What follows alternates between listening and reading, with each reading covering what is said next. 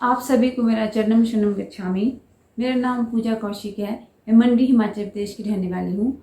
मेरी qualification MSc BEd है।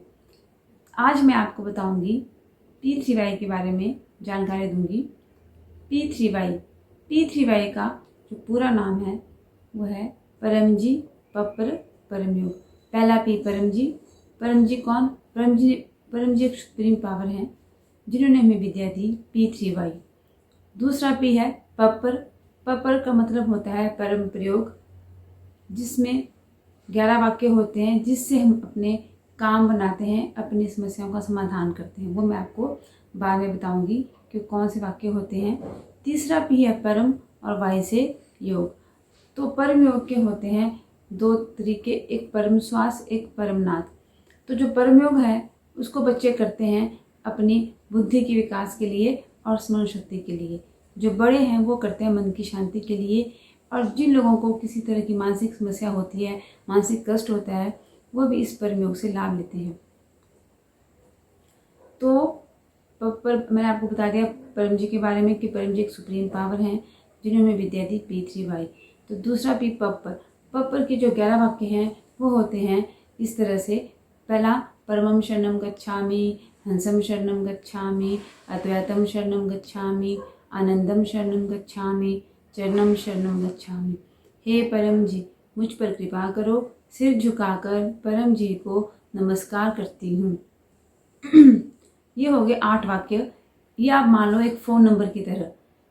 जब हम वाक्यों को बोलते हैं, 8 वाक्यों को इसी सीक्वेंस में बोलते हैं, तो जो परम जी की पराशक्ति है वो हमारे समक्ष आती है, हमें दिखती नहीं है, और वो हमारी बात को सुनती है। जो हम उसको अपनी इच्छा या समस्या बताते हैं वो उसको सुनती है। तो जो 9वां वाक्य होता है उसको बोलते हैं इच्छा वाक्य। वो हमारी इच्छा होती है, हमारी समस्या होती है। और 10th और 11th में हमने जो मांगा होता है परम जी से, उसके तो परम जी को हम कुछ भेंट देते हैं अपने काम को करने के बाद, तो उसको बोलते हैं पक्कर। तो परम जी को जो हम देते हैं पैसा और प्रचार के रूप में, हम परम जी का थैंक यू बोलते हैं। जैसे हम परम जी को धन्यवाद करते हैं तो उसको बोलते हैं पक्कर। तो वो 2 रूप में होता है, एक पैसे के रूप में, दूसरा प्रचार के रूप में। तो अभी मैं आपको एक उदाहरण के लिए एक इच्छा बताती हूँ। परमम शरणम गच्छामि, हंसम शरणम गच्छामि, अद्वैतम शरणम गच्छामि, आनंदम शरणम गच्छामि, चरणम शरणम गच्छामि। हे परम जी, मुझ पर कृपा करो। सिर झुकाकर परम जी को नमस्कार करती हूँ। परम जी, आज मेरा मन शांत रहे, मैं आनंदित रहूं। इच्छा पूर्ण होते ही पकड़ में 5 रुपया परम जी को दूंगी। इच्छा पूर्ण होते ही पकड़ में 2 नए व्यक्तियों को किसी भी माध्यम से P3Y सिखाऊंगी। तो ये हो गया हमारा पपर। इस तरह से आप दिन में कितनी भी इच्छाओं के लिए पपर कर सकते हैं, लेकिन एक इच्छा के लिए एक ही पपर होगा। और दिन में आपकी 10 इच्छाएं हैं, 20 इच्छाएं हैं, तो आपको अलग अलग पपर करने होंगे और उसके लिए आपको अलग पैसा और प्रचार बोलना होता है। अब आप कहेंगे कि अब इस पपर को हम कैसे याद रखें, तो उसके लिए होती है एक पपर पुस्तिका। जैसे कोई डायरी ले लीजिए, कोई नोटबुक है, उस पर आप लिखिए।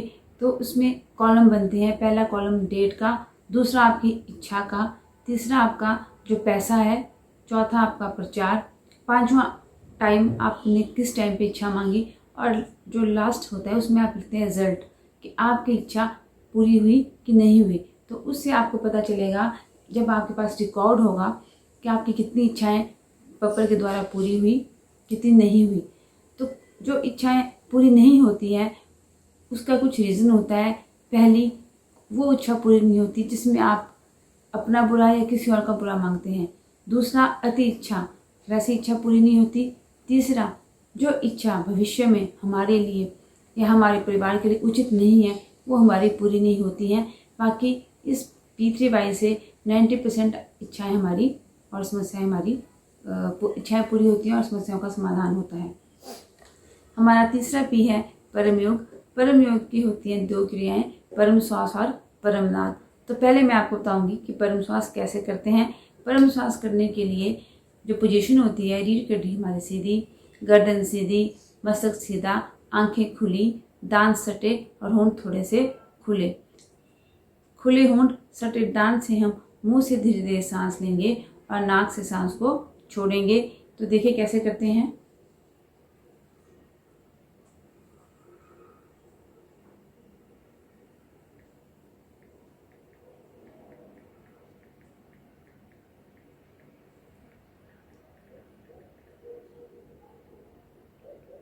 और ध्यान होगा आपके परम जी के चित्तर पे। तो इसको बोलते हैं परम श्वास। दूसरी क्रिया है परम नाद। इसमें भी पोजीशन सेम होगी, दो डिफरेंसेस होंगे। एक आपकी आंखें बंद होगी और दूसरा जब आप सांस को नाक के द्वारा छोड़ेंगे तो आप गले से की ध्वनि करेंगे। देखिए कैसे करते हैं।